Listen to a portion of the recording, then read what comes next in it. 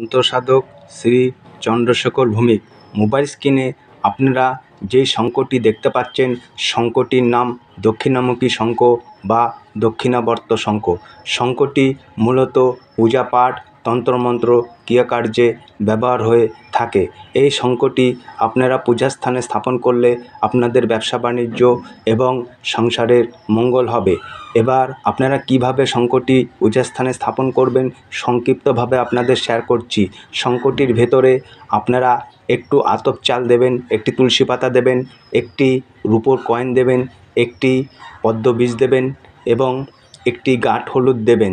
দিয়ে লাল কাপড় দিয়ে বেঁধে শঙ্খটি পূজাস্থানে রাখবেন এবং একটি তুলসী পাতা প্রতিদিন দেবেন এবং মন্ত্রটি পাঠ করবেন 3 বার। মন্ত্রটি হলো ওং হিং শ্রীং ক্রিং বুলুং সুং দক্ষিণামুখী শঙ্খায় নমঃ। মন্ত্রটি মোবাইল স্ক্রিনেও পাবেন। জয় বাম, জয় তারা।